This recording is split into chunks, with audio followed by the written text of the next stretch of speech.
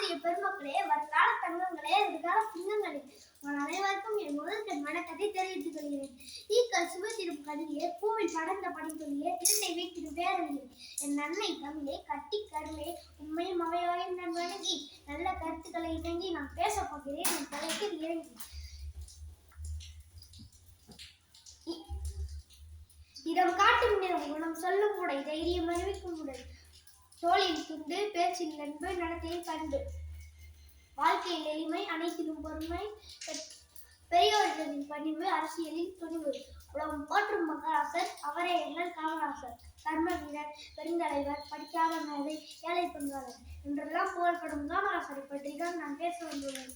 ஈன்ற பொழுதில் பெருந்தவக்கும் தன் மகனை சான்றோர் என கேட்டதால் என்றார் வள்ளுவர்.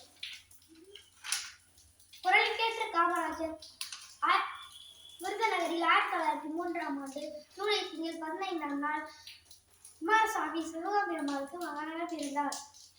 ஏழை எளிய மக்கள் கல்வி பெற்றால் தான் நாடு முன்னேறும். அதனால் நாடு முழுவதும் கல்வி கூடங்களை திறந்து வைத்தார். ஏழைகள் பயில மதிய உணவு திட்டத்தை கொண்டு வந்தார். நாட்டின் வளர்ச்சியை கூட்ட அணைகள், தொழிற்சாலைகள் பல நிறுவினார்.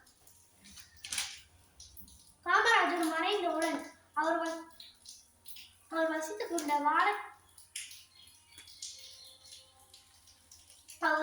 வாடகை வீட்டிற்கு சொந்தக்காரர் எடுத்துக் கொண்டார்.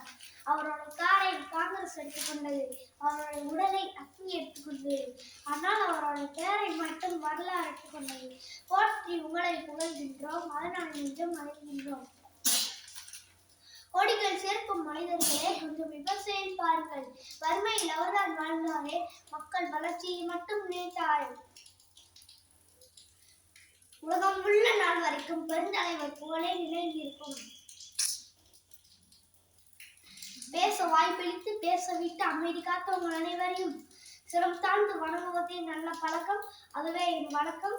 தமிழே என் முழக்கம். பேசி முடிக்கிறேன். வணக்கம்.